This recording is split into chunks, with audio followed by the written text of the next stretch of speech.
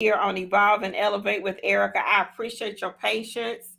Thank you so much. The enemy tried it, but he did not win.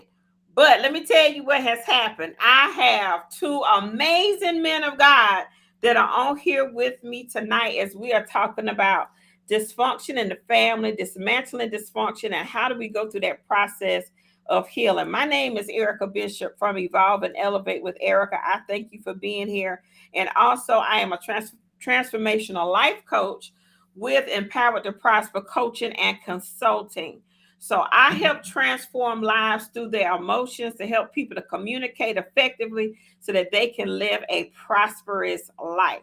As you are coming in, please tag someone, please share, please subscribe on the YouTube channel. We greatly appreciate. Again, I thank you for your patience. Technology did not want to be our friend today, but we have still overcome. So I'm going to take a moment to introduce these two amazing men. The first person here on my left is the love of my life, Mr. Derek Arthur, Minister Derek Arthur, who is joining us tonight as he's traveling, but he decided to take a few minutes to join us. I'm going to let him introduce himself.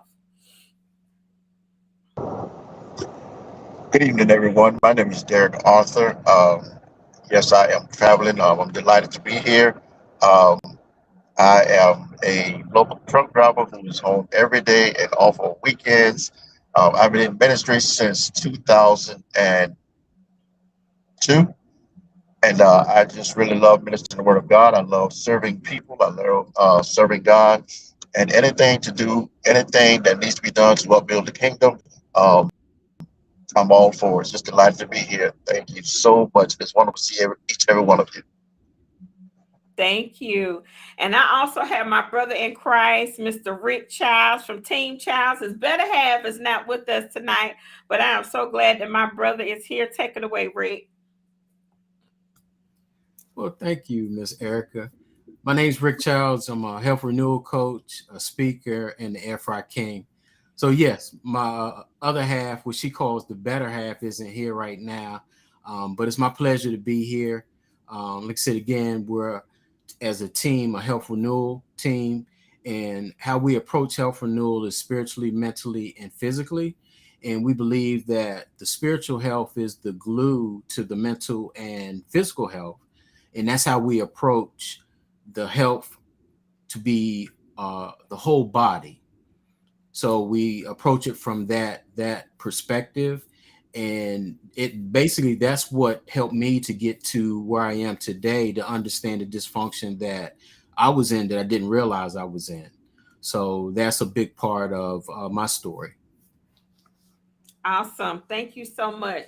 So, over the last couple of weeks, you all, we have been talking about dismantling the dysfunction that we have discovered in our families as we have gone on these journeys of healing and becoming our best self. So, I'm very privileged to have you all here tonight to have a conversation with two amazing men of God. And if you could kind of share with me some of the things that you discovered as you have grown and matured and have healed to be the best version of yourself, that you had to decide that I'm not going to repeat that cycle, and some of the things that happened when you discovered it, and as you've kind of gone about your healing journey. So I'm not sure who would like to go first. You can unmute whoever's ready to go first, and we can just kind of dive into some Q&A.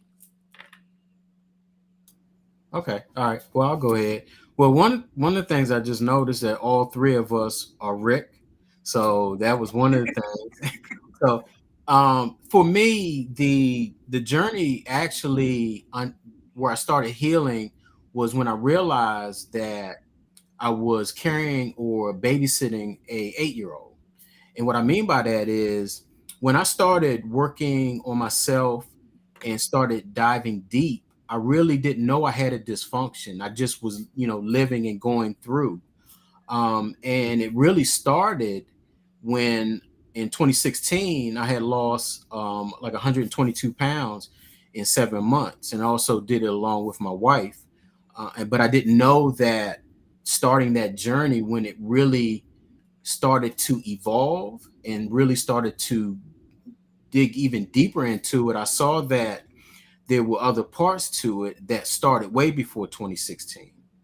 But what I found as I was doing this was an incident that I had with my stepfather at the age of 8, as being a natural introvert, that it caused me to be even more of an introvert. So that incident caused me to travel through life, and I didn't really start living, to be honest with you, until the age of 53, and I'm 60 now.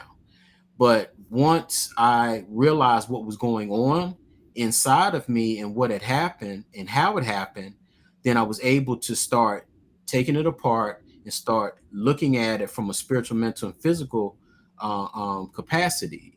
And in doing that, one, I had to make sure that I understood who I was. And this is what I tell men all the time. If you can't tell someone how to treat you if you don't know who you are. And in me going through that process, learning, my temperament, understanding my temperament, and that's so important, from a basic standpoint for everybody in life to understand your temperament, but also the people that's in your life. Because once you understand how naturally people move, then you can kind of see and you can kind of dictate in a way. I look at it like the thermostat and the thermometer. You know what I mean? If you see how a person is starting to become a thermometer and they start to heat up, and you can control that, then you have the tools in place to understand that. So that was one of the things that, as I was going through this journey and understanding myself, I really started seeing it in other people. And it allowed me to be able to say, this is how I can navigate certain things. So everybody has 4 temperaments, introverted and extroverted. And I navigate through all of them. I didn't settle for the default. So that was the other beauty of learning and going deeper into yourself. A lot of us go into the default and we're happy and comfortable with that. But I came out of my comfort zone, and my comfort zone is right now speaking, being an extrovert. I'm a natural introvert that loves to talk, but that took reps, that took coming out of my comfort zone to be able to do that and understand who I am and how I show up. But you still got to be able to control it. A lot of people can go there, but they don't know how to control those temperaments. And you'll see that as they move through life. But for me, it's just something that I continually work on. And basically, it'll be something I work on until I leave this earth. So it's kind of how I operate and move now. Thank you so much for that. So as you begin to embrace, I'm gonna use the word, the places of brokenness, to get to the place where you could begin to, one, put words to it, because oftentimes we're in a place where we're broken, but we don't necessarily have the definition or the words that go with that. And this was a part of your journey that you took, being married, taking your journey through your healing process. How did you begin to articulate and start, as you begin to put the puzzle pieces together and to peel back the layers, so to speak? How did you begin to articulate what it is that you needed to help you get through this process?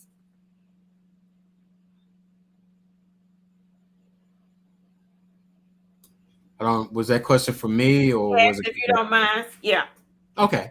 So for me, because I understand my temperament, but also being married, I have to understand my wife's temperament. So what I understand is we're both opposites of each other, which means we can be talking about the same thing and still not be talking about the same thing.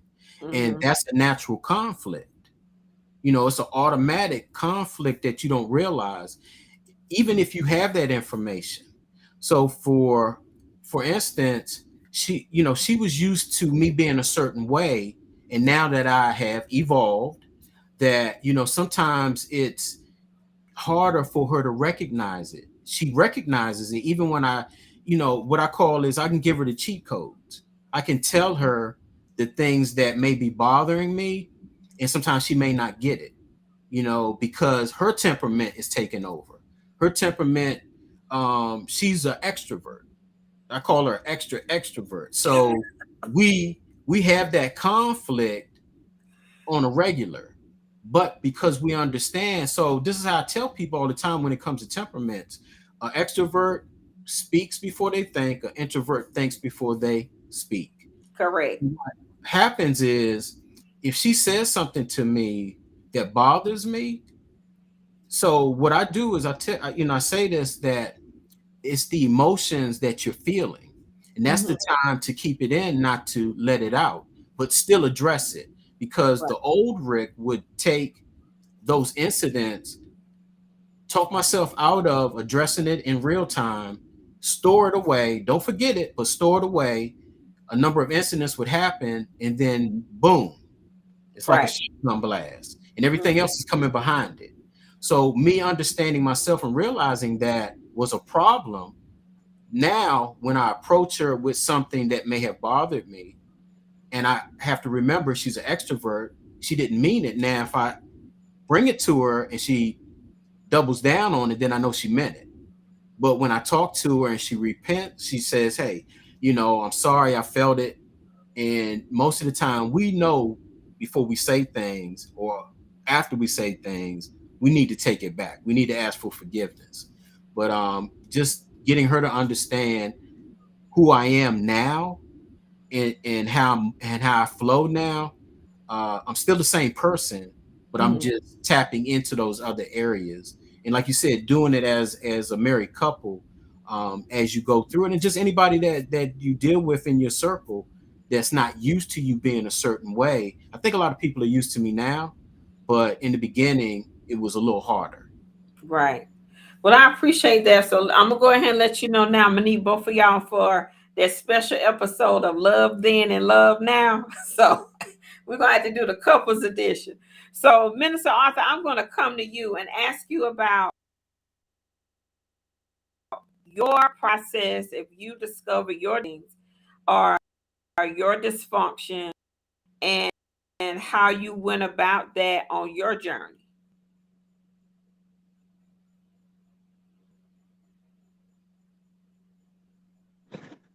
First of all, I apologize for my scene around here. I know it is getting dark as I'm traveling, and I do want to apologize about that.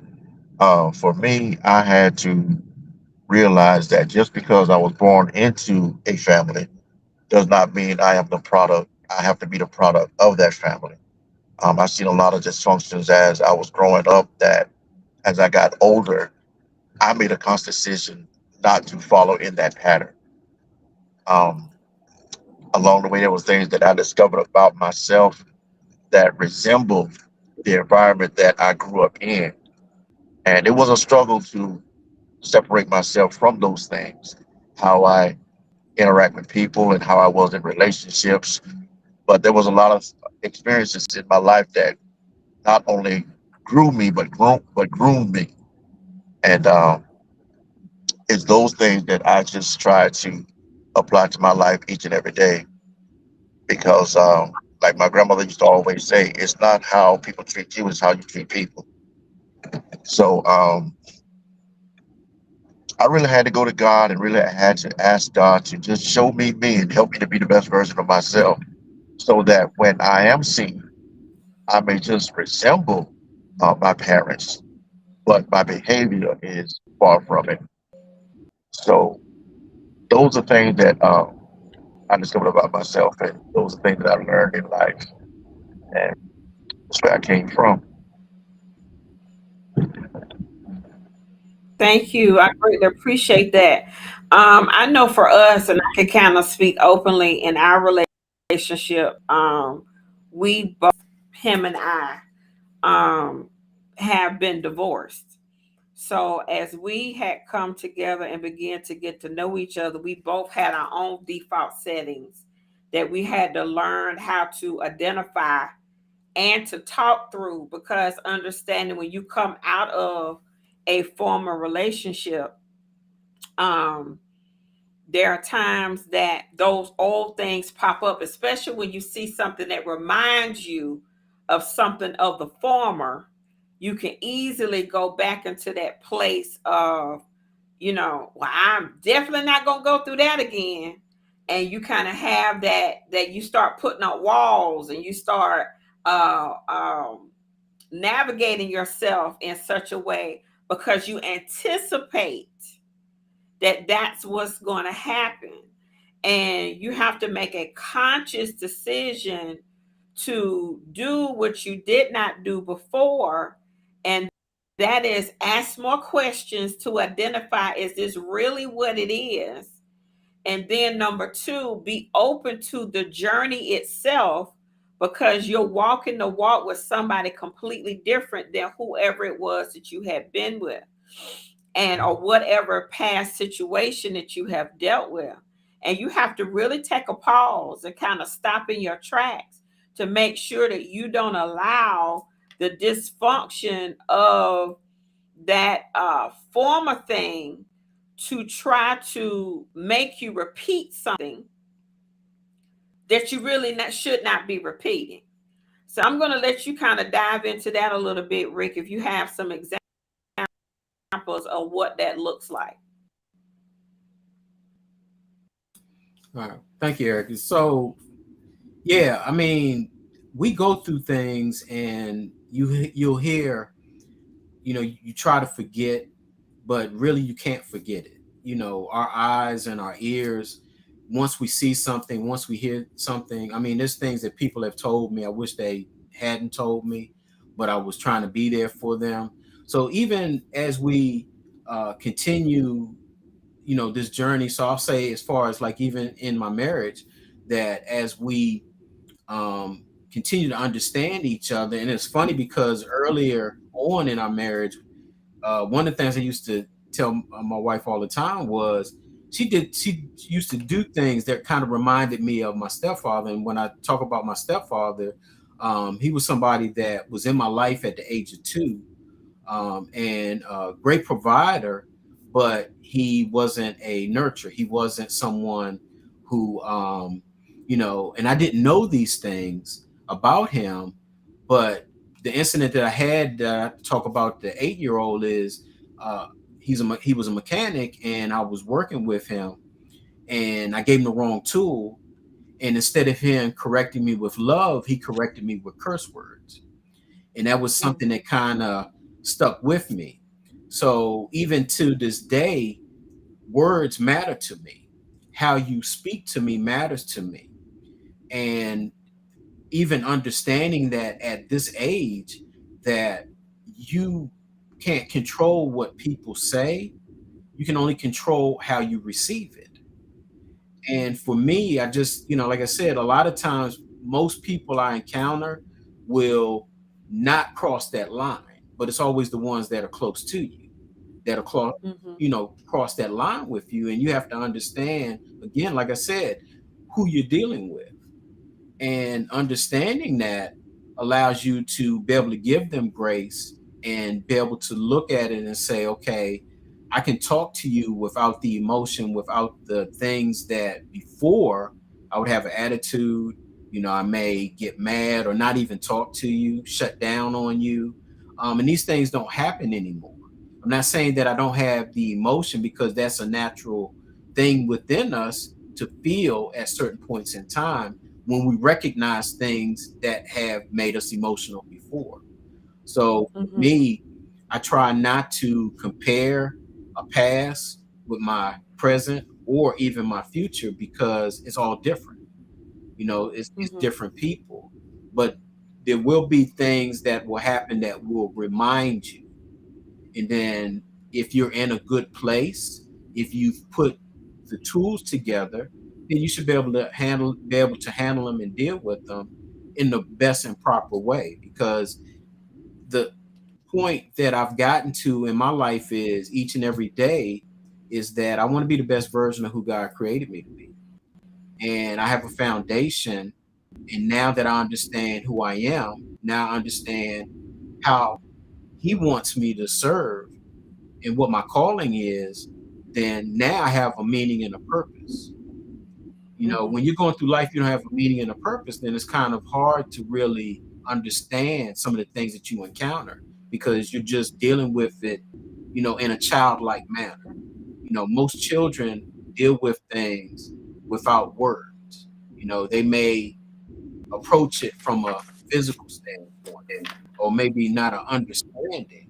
So for me, I just look at it as when I remember something or I feel something that seems familiar, then I go to my tools. I understand who I am and I understand who I'm dealing with, and it helps me to be able to navigate that better.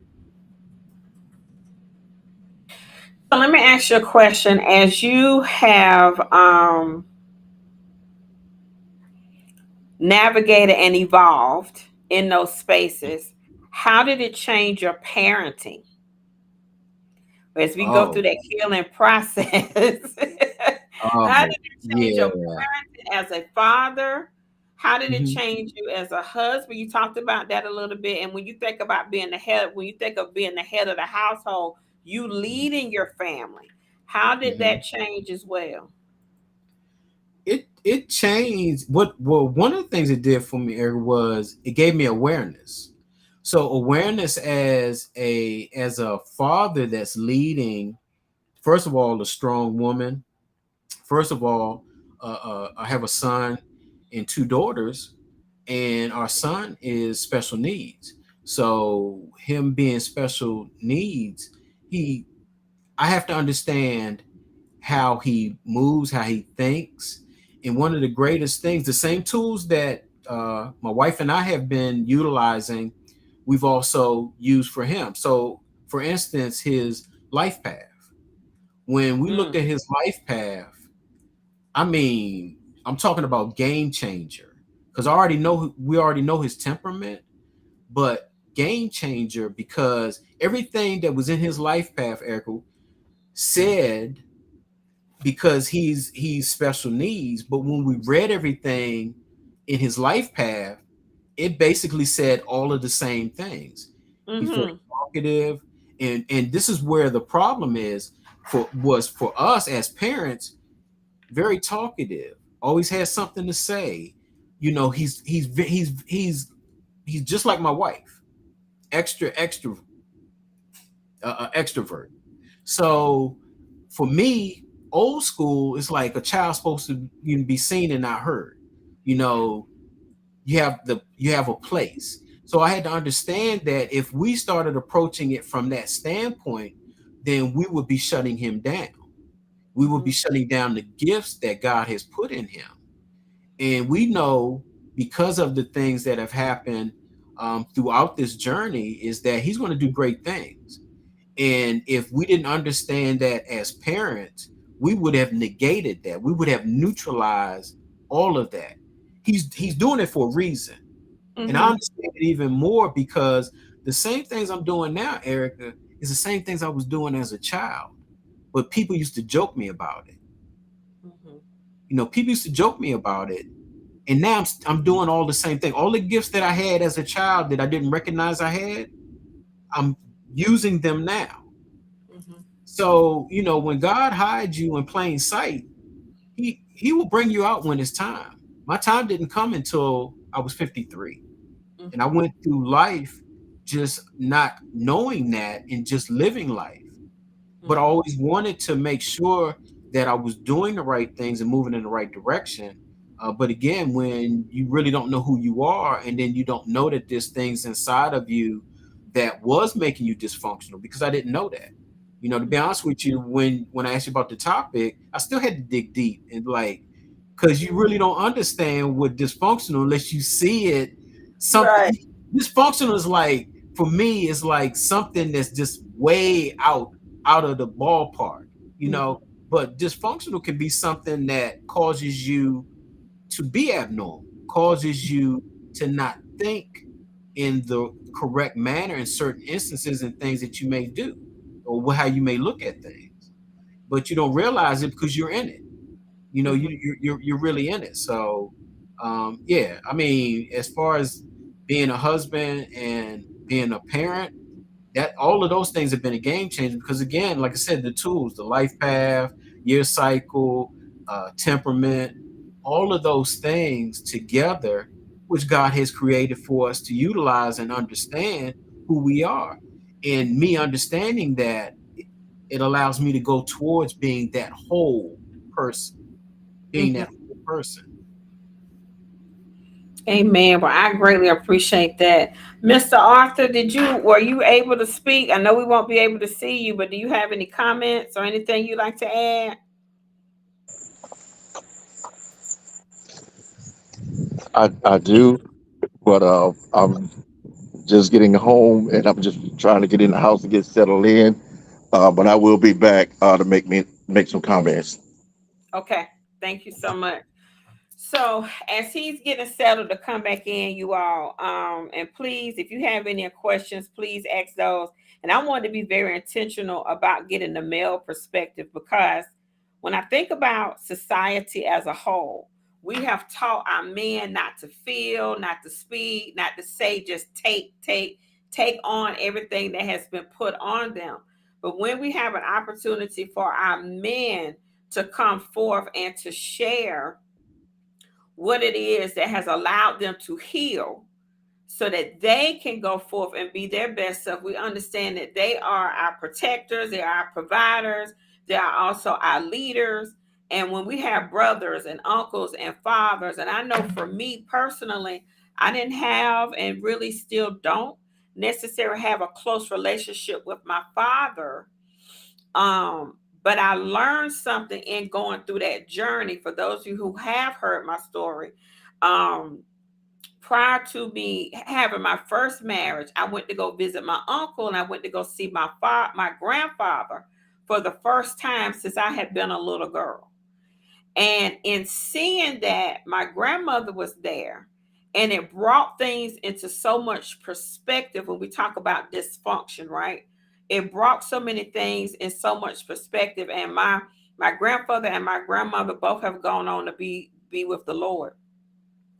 My grandmother told me that his mother left him and the children when he was a child.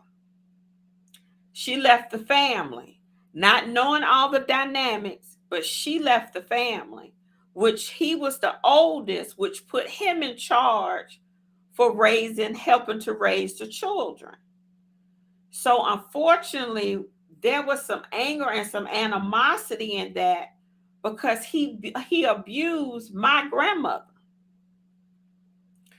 With that being said, it was some disconnect with emotions and love because I'm not sure what my father grew up in. But what I do know is that my father's very disconnected when it comes to relationships. And I can only take the puzzle pieces that I have and attribute it to it was a lot of lack of emotional support growing up. Now, my uncle is completely different, but my father, we have not had that natural that close relationship. But what I had to do is to forgive him and understand that he didn't necessarily have the capacity to love. And he told me himself the last time I did see him was that he didn't want to love again because he was so hurt by the things that had happened in his life. But I had to learn how to love him enough for me and for him, and to make sure I didn't carry that over to my son. I have a son and a daughter. To make sure I did not attribute that to them because I didn't have a close relationship with my father. I couldn't carry that over to them. But to make sure that I had created a safe space for them so they could express themselves with emotional regulation and to help them understand that. But to make sure that they could understand what love felt like from your parents. Now, their father, on the other hand, they have a very supportive, very loving family. So I'm so grateful that even as co-parents, they get it on both sides, right?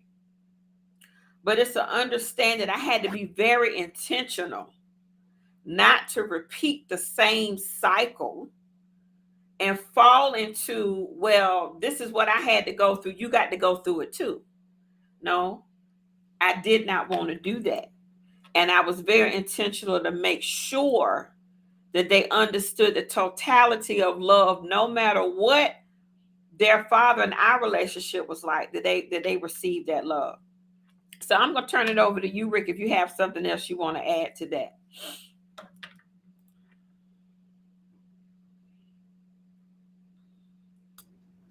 Yeah, Erica, what you said, and I resonate with with the father. So one of the things for me that I had to understand was that you have to know a person's history. When forgiveness must take place, you have to know their history. And for me, I didn't know my stepfather's history until after he passed, and my mother shared that with me. And what she shared with me was that he was illiterate, that he didn't have his father in his life. So now I'm thinking and understanding that you have a person, it's like being in a foreign country and not being able to speak the language, but you have to get around, you have to do things. And he was not knowing that. You could, now that I look back, I can see the frustration that was on him in being in that way. And because he didn't understand things and he didn't know how to tell people, he didn't. The only one that, as far as I knew, was that my mother knew, because we never knew.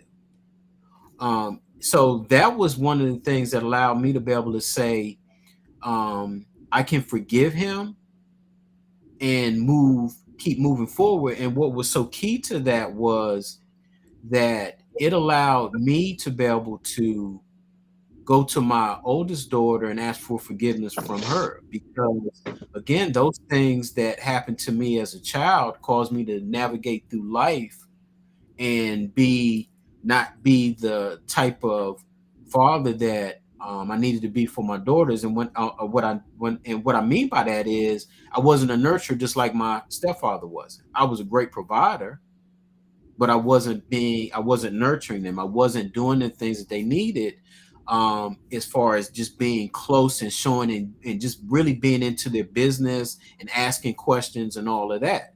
So when after I went through that process with asking for forgiveness with my, forgiving my stepfather, I went to my oldest daughter and asked for forgiveness, and I told her, some of what I just explained. And what I saw was she blossomed.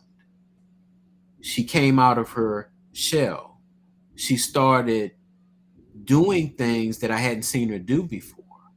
Just because I went to her and I asked for forgiveness and I shared that story with her. And so when I healed, she healed. And a lot of times we don't realize that things that we go through, how it's affecting someone else. Because again, how I was moving was based off of the fact that I'm around someone that they're not telling me Mm-hmm. how to do it. I just pick up on it and see it, Mm-hmm. you know. And that was one of the things that I never understood, but I understand it now. And it's even more important with my 13-year-old son, because it's not what I'm telling him to do, it's what he sees his daddy doing. And at this point in time in my life and in his life, I'm so proud of him because of the things that people tell him. The things that people tell him are the things that I've shown him, either by what I do with his mother or by what I just do, period. And he has picked up on it. He's polite. He opens the door for women. He does these things that I know didn't come from nobody else but me, because he saw me doing it. Mm-hmm. So I understand it wholeheartedly that people in our circle, especially our children, they're watching us. And they're not always going by what we're telling them, but by how we're moving. Mm-hmm. Your wife, I know she over here smiling at her wonderful husband. She said, healing is contagious. And it, excuse me, and it is. When you heal, it permeates through the family because they begin to see the difference that's in you. And oftentimes they may pull you to the side and have a sidebar conversation, and you may find that they start sharing things with you that they had never told anyone, which even gives you more context and clues to have a greater degree of healing within the family. I know for me, and I think Mr. Arthur's coming back in. I know for me that it allowed me to be able to sit down with my mother and have a very transparent conversation. So my mom is 72. She's born in the 1950s. And understanding that in that generation, you were always told what goes on in the house stays in the house. Your business is your business. When something happened, don't talk about it. Just move on. But it allowed us to have a lot of dialogue, which in turn allowed me to have a lot of dialogue now with my daughter. And we sit and we have very intentional conversation. And even my son, he lives 1,000 miles away, but we talk every week to every 2 weeks, and we just say, man, my mom, what's going on? Let me tell you about this. And as you begin to evolve, even your relationships with your children change. They've gone, they're now adults, and how I interact with them as a healed version of me. Now, I was a hot mess having them when they came about. I ain't know nothing from nothing. And going through that process, and it takes the Holy Spirit to help you raise your children. But as now, if I become more conscious and more aware of self, I can better help even guide them as adults, because it doesn't stop when they turn 18. It doesn't stop. They continue to ask for advice. They continue to want to know your opinion, and you want to make sure that you give them what they need from the better version of yourself, not the hurt version, not the unhealed version, but the better version of yourself. So, and that really blessed me that you shared that your daughter began to blossom even more as you were healed and began to apologize for some things that you didn't even know that you were doing wrong at that time. And for those who may be out there who may have never gotten an apology, that's what I had to experience. Because my father didn't know the impact that he had, and he still doesn't know.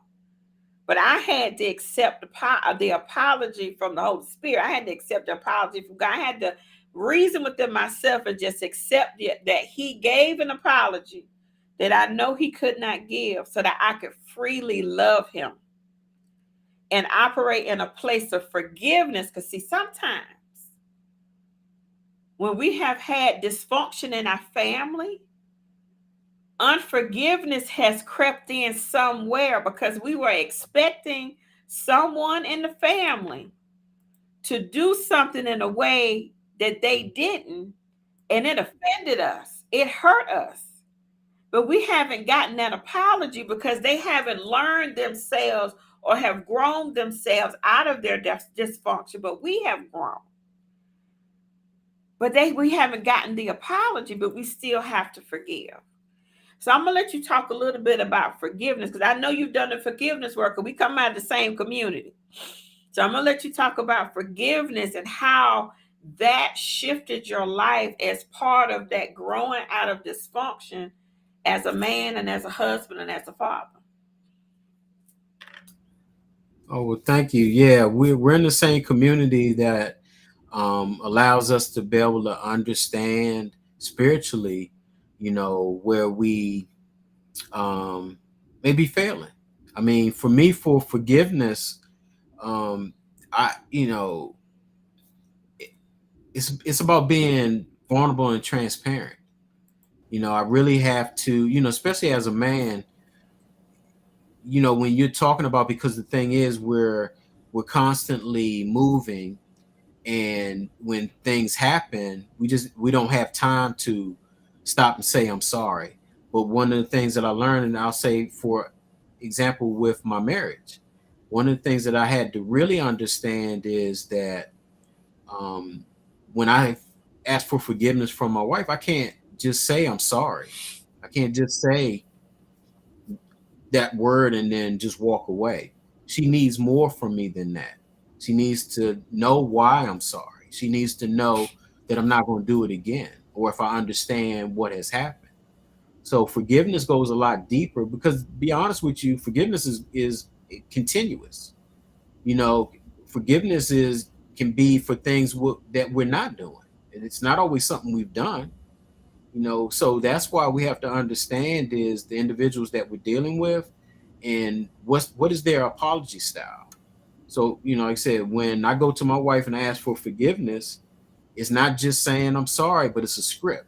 Basically, I have to give her a whole script why I'm sorry, you know, but that's what she requires. Mm-hmm. But for me, all I need is I'm sorry. Mm-hmm.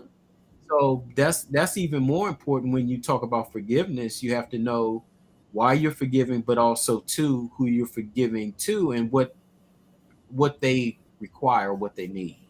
That's awesome. For those of you who know Gary Chapman, who wrote the book The Five Love Languages, he also wrote a book about the five apology languages. And there is such a thing because everybody don't forgive the same and everybody don't apologize the same. But that's about learning each other. So I'm gonna take a minute as Mr. Arthur has come back in so that he can share some of his thoughts and his perspective as we've talked about relationships, forgiveness, how healing transformed your relationship with parenting, with your spouse, significant other, and also family, for that matter, siblings, especially if you have siblings. What does that look like? So I'm gonna go ahead and turn it over to you. Um, Again, I do apologize for my mishaps. Just to piggyback off of something that Rick said about apologies, you have to live well forgiveness. You have to live out your forgiveness. Um, a lot of people don't receive forgiveness the same. Some people takes time for that forgiveness to really settle in. Yes, you can apologize. They hear it, but it's the receiving part. Whereas they hear it, but they're not ready to receive it because the hurt is so deep. And you have to continue to reassure that apology because all we want to hear is, I forgive you. And when we hear, I forgive you, we think that everything has gone back to normal. But it's not. It's like that's just something to, I, I should say, remove out of the way or uh how can I put it? When you forgive, when you hear the words "I forgive you," it makes you feel better. But how does that person feel who have you may be relieved, but yet to them they're still hurting. So for me, I've learned how to live out my apologies, not going above and beyond, but just being more careful and cautious not to repeat whatever caused the individual to hurt, be it family or a loved one, my children. I'm very apologetic. I um, I don't think it robbery to apologize to anyone. I even apologize to my grandchildren. So I want them to see that, okay, well, if granddad can apologize, you see, then so can I. So with forgiveness, we don't want to hold that on the inside. And I like to use this illustration that when we die, we should die empty. Not only just achieving everything that God put us on earth to achieve, but also die empty of unforgiveness, die empty from malice and strife and those things. So it's it's those things that I found in the Word of God that really coached me and helped me how to um, be more aware and cautious of someone else's feelings, and not to repeat, things from what I've seen my elderly family members did. You know, you just gotta just live it, man. You know, we can coach all day long, but it's solely up to that individual. And I oftentimes say this: when a man does something to a woman, he owes her about 10 years of apologies. But when a woman does something to a man, she owes him about 5 minutes. And I'm going to digress. Thank you so much for that. So when we think about rebuilding relationships, okay, so we've had situations where we've been hurt, we've had some brokenness, um, we've had to heal, but now it comes a time to choose to mend and to grow in those spaces. Now, some relationships may not come back together exactly like you want them to. And there may have been some people who may no longer be in your presence, or you may not have the ability to because of whatever situation or circumstance.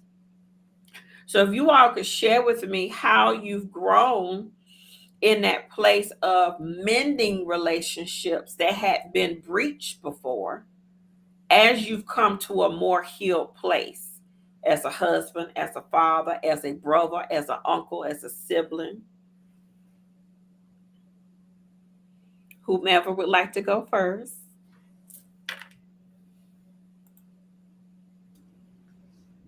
You can go ahead, Derek.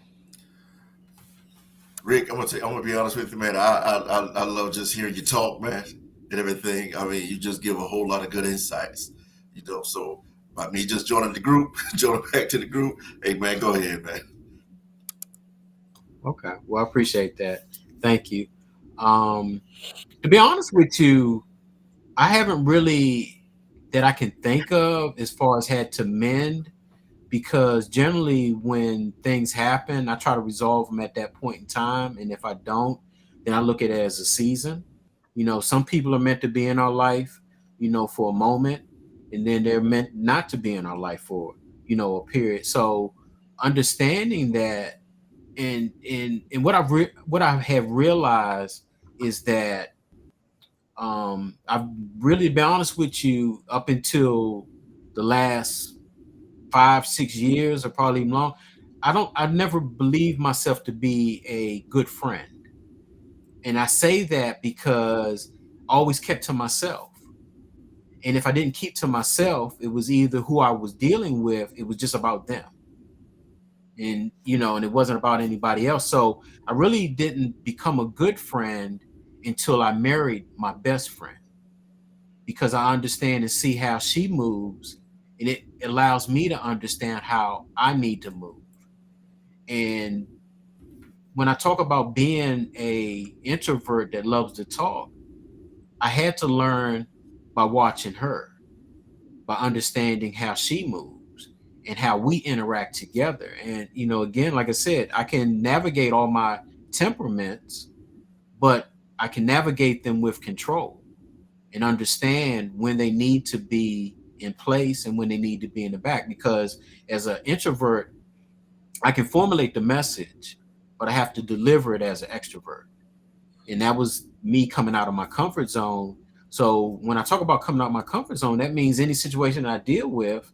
Like, I had an incident with a coworker that basically told me, "Don't do your job, stay in your lane." Now I took it personal, but then I realized was the Holy Spirit was saving him, because when he told me to stay in my lane, when I told him to do something safe or to put something on, if he hadn't have done it, he'd have went to the hospital. So I understood the assignment at that time. I didn't feel like that, because you're telling me stay in my lane and I'm telling you to do something safe, but it saved you. And I realized that. So I was able to let it go and move on, because you got to know who you're dealing with, and you got to know how you're being used. And I was being used. It wasn't about me, even though it felt like it was about me. At that point in time, I saved that man from going through what he would have gone through if I hadn't have stepped in. So just knowing that and understanding that, that's how I can kind of um, get away from certain things when I start to see them. Because I mean, my like I said again, my temperament is about that inner peace. You know, be diplomatic. You don't want any problems. So in doing that, you look at everything around you and you navigate in that way so that it doesn't become a problem. And if you see that it's going to become a problem, you know how to bring it down. Being that thermostat, bringing the temperature down, making things good so that everybody is happy. That's good. That's good. Mr. Arthur, you have anything to add?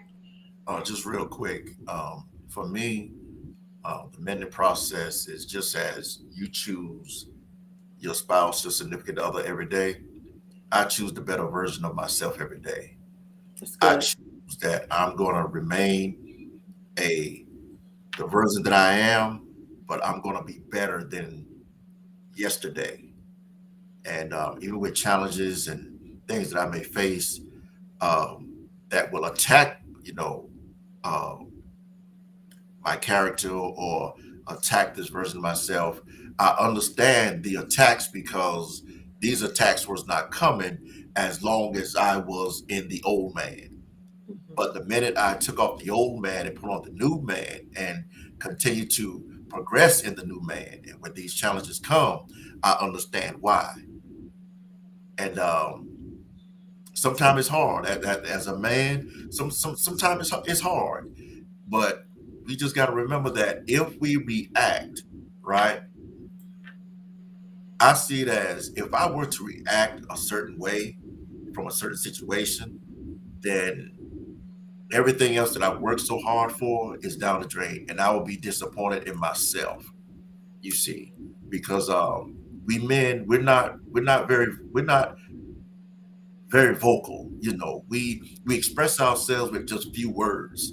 You see, sometimes we can't put all of our emotions in words. We put them in actions. You see, so that's why it's like, for example, that's why you can ask the man, "Well, how you doing?" "I'm good," and that's it. But you got to know what he's saying when he said, "I'm good." That's just like with Jesus. Jesus took 10 commandments and broke them down to two: love the Lord thy God with all your heart, mind, and soul, and love your neighbors. You love yourself. But when you take those 2 commandments and open them up, you find the 10. Even Jesus was a man of few words. He know when to speak. He know when to speak and when to be quiet. And he allowed his actions to speak for him because that's who he was. We men, we communicate with our actions, you see. Uh, and that's how we show that we have mended.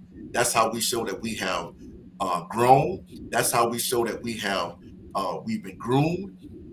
That's how we show that we maintain our character, like Mr. Rick has said, stay in our lane. That's how we express those things, you see. But what is sometimes frustrating is when men don't talk enough. We say what we need to say at the time we need to say it, and like I like to say, that's it and that's all. You see. But when you come, but now I understand about the languages and all of that. We men don't really get into all the languages that people are discovering and everything, this, that, the other. We, I can't speak for all men, but some men, we don't get into all of that. You see, we be who we are and we do what we do. And as long as we are maintaining and taking care of our families, we are handling our business, we we like to see everybody else. When we see everybody else happy and smiling, then we can pat ourselves on the back and say, "Job well done." You see, so that's just my perspective. Thank you so much for that. Now, Rick, I saw you shaking your head. Now, I'm in agreement on a couple of those things. So I'm gonna turn it back over to you because I know when you nodded your head in agreement. I think what he was speaking of, men do it with action, not necessarily with a lot of words. And I know for women, a lot of times, and Malik Richardson on here, he put up a yes. That is true. So, ladies, you heard it here from the men. They do it more in action than in words. So when you think about that, and I know for me, that's something that I had to learn about Derek.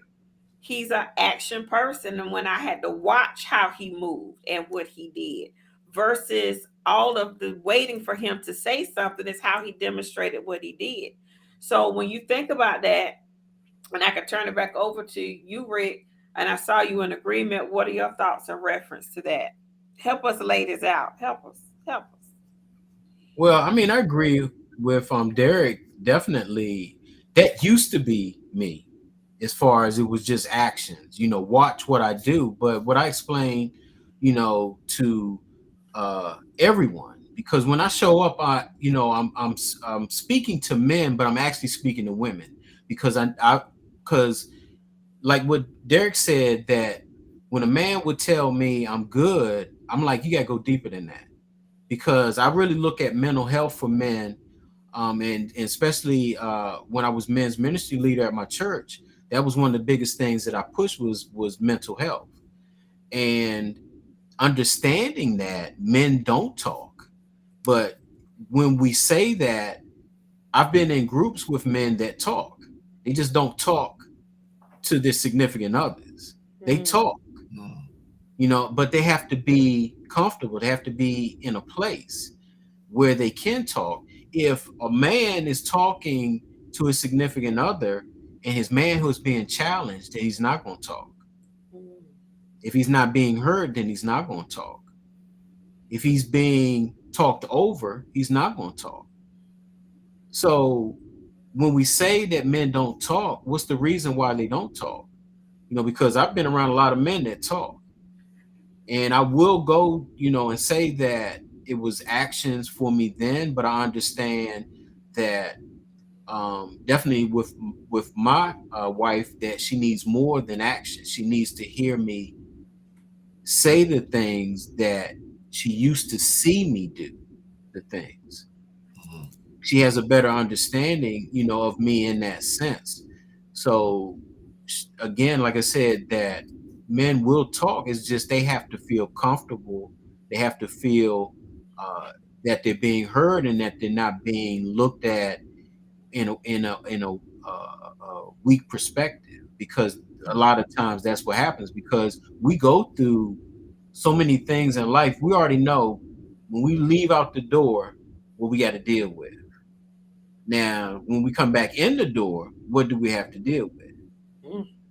Okay, that's the other thing. I used to tell, and like I said, I talk about mental health, but my wife and I, we have a therapist we've been with for a long time, and one of the things that she told my wife that should happen for me is when I walk through the door, given that I should get 15 minutes.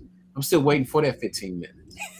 So, and they told me a while ago. So when I walk through the door, it's either her or my son. And like I said again, they mirror each other.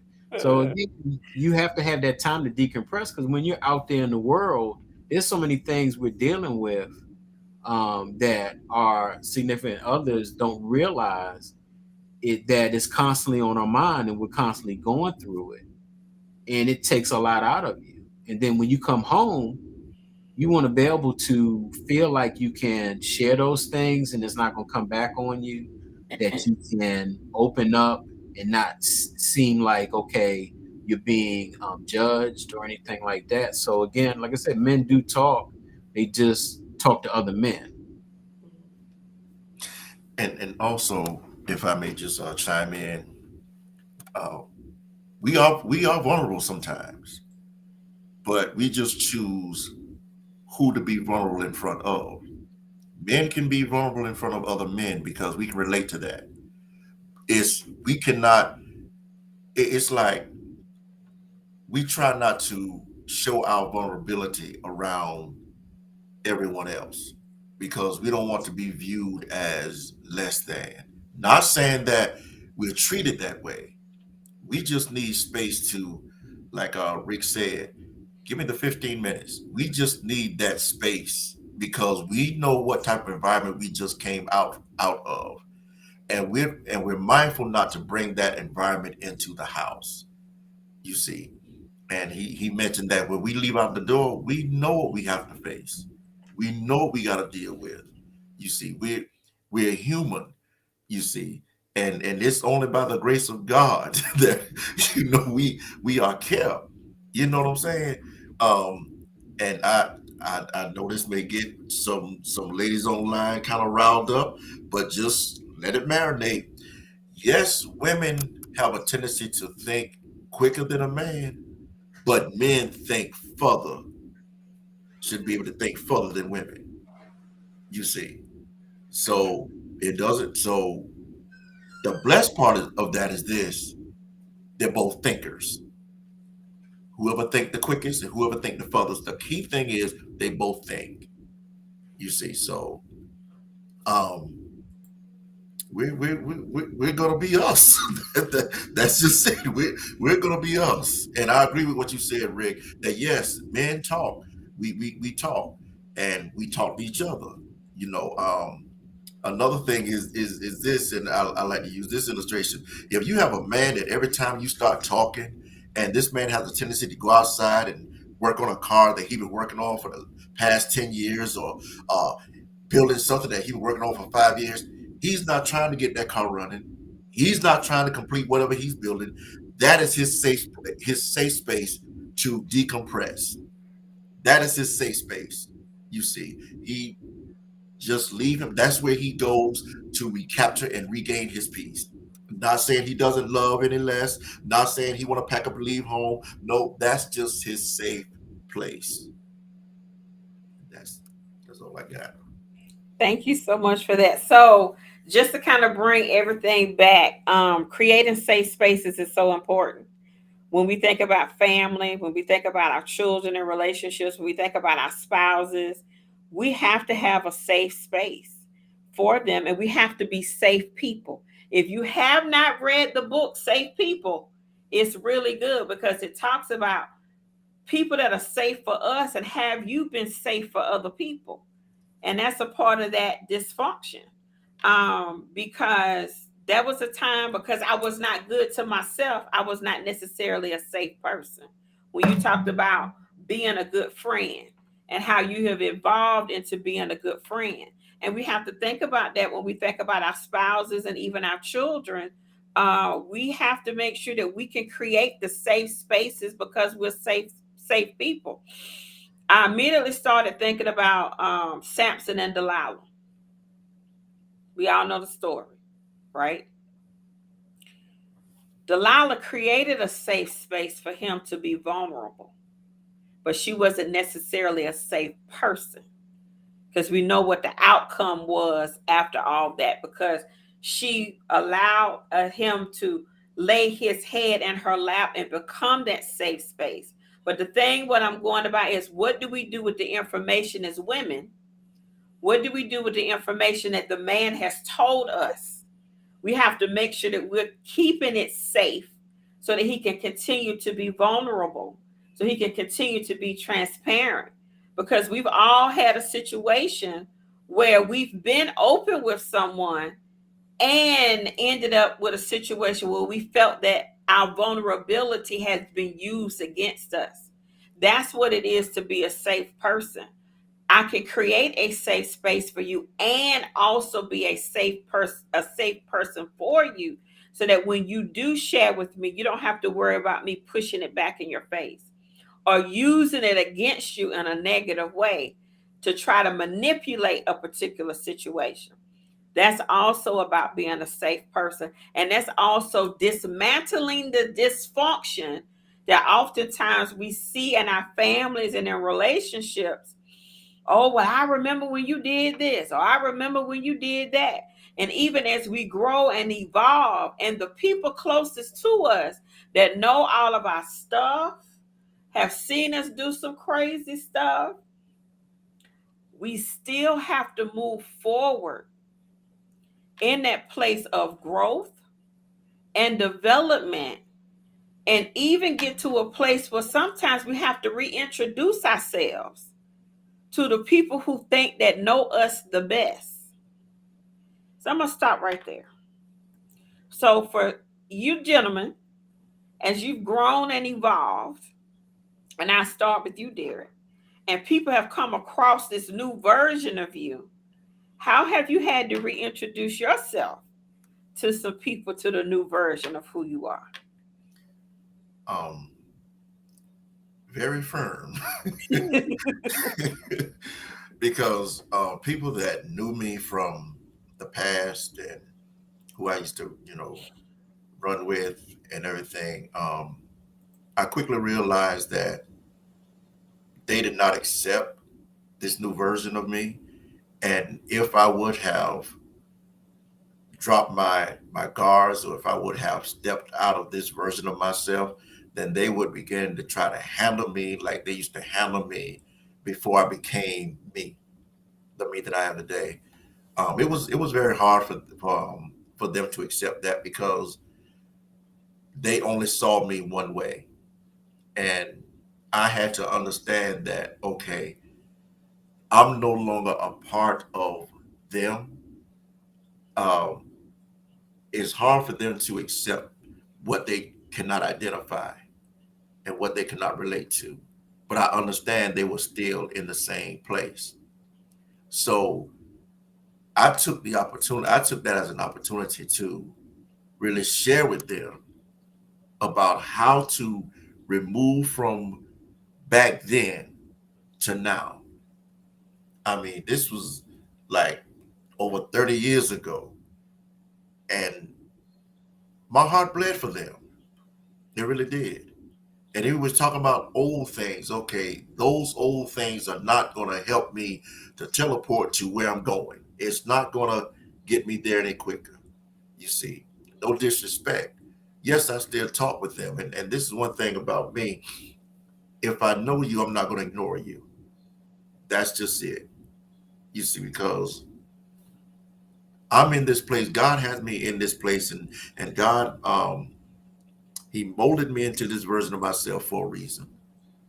And it's not to just walk high, like think highly of myself than others, but to just reach out and hey, pull others forward. I mean, I was grateful to see them, see those in my childhood friends and so forth. It was, blessed to see them. But I really have to show it, like Rick and I was saying earlier. My actions had to demonstrate that that's not me anymore. So you can't handle me the way you used to handle me. So that's it. Thank you, Rick. Yeah, I mean exactly what Derek said, that people from your past, when you interact with them, that's where they want to go, back to the past. And I'm not that person anymore. And because I'm not that person anymore, then and that's where you want to continue to go, then we can't be connected. Again, it's that season that's done and over with, because like I mentioned earlier, the things I'm doing now are the things that I was doing as a young child, the gifts that were in me, and people used to joke about it, used to make fun about it. And now it's, for me, how I move, it doesn't come to mind unless someone that, because like right now my name's Rick, but when someone calls me Marlon, that's my government name, my first name, I know it's somebody from my past. And generally, if it's somebody from my past, if they don't know I'm Rick now, then they haven't been on the journey, which means that we can say hi, how you doing, how your family is, and then keep moving. Not you gonna be in my life now, or you gonna be hanging out with me, because I already know that some people don't evolve, some people don't elevate, Mm-hmm, and they're still in the same place. mm-hmm, I'm not in the same place anymore, mm-hmm, and I'm gonna continue not being in the same place in another year and another year and another year, because I understand the assignment, I understand my calling, and I understand my purpose. And when people don't understand any of that, then they won't get you. They'll look at you, like, who is that?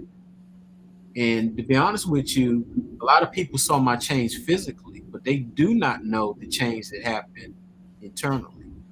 mm-hmm. But they know now, because I'm on your show, and I'm on other shows, because people are like, I didn't know he could talk. I didn't know, you know. So they're seeing it now. Awesome. Well, thank you so much. Go ahead, Mr. Arthur. It's something you said, Erica, about you said this some time ago about reintroducing yourself, Mm-hmm, and going back to what Rick had mentioned about being called by another name. Um, there have been some who like old friends. There's one name, and I'm going to share this on this platform. I do not want to be referred to as this name Now you because know this is going all over the world now. This also on YouTube. You I sure you want it to want to be share that? I want it to be known. If you ever see me, do not call me by this name. I was called, my nickname back in the days was Grease. That name was for a reason. And like Rick mentioned, I'm not that individual anymore. I really had to reintroduce myself. I have no affiliation with Greece. If you see me out and about, and if I hear you point and say, "Is that Greece?" No, this is Derek. but I'm grateful because now, instead of when I hear that name, instead of smiling, now when I hear it, it's like I go into repentance and I be like, Lord, again, I'm like Paul. When I hear that name, I'm reminded of who was attached to that name. You see, and Paul often reminded himself as well as others that hey, he was not always like he is now. But I just really see that how far God has brought me, where He has brought me from. And so when these people, still want to refer to me as that name, I quickly shut that down. Because if I allow it to fly or if I respond to it, then they'll think that they're still talking to Greece versus talking to Derek. So that's what I want to share.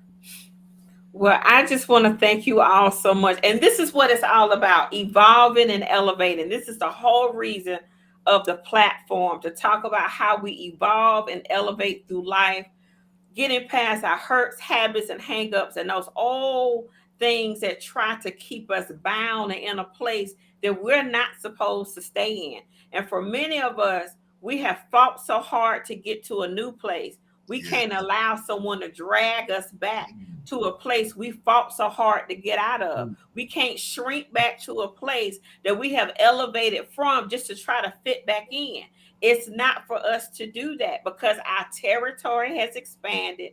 We have evolved into new individuals. We've elevated our thinking. We've elevated our lifestyle. We've elevated how we even give God praise and thank Him for all that He has done. And it's all about transformation.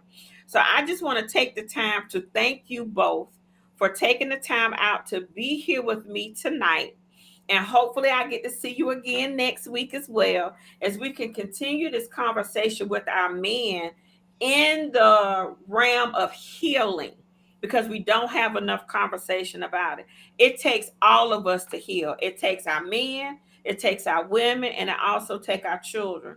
When each of us heal, our family heals. And when our families heal, our community heals. And when our community heals, we can heal the world.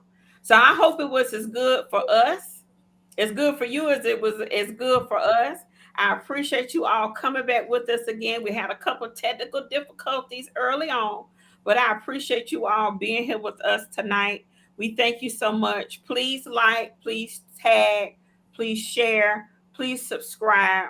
Grab someone to jump on next week at 8 o'clock as we continue this conversation about self-awareness, and emotional healing, and dismantling the dysfunction within our families. Thank you so much, and please join us again.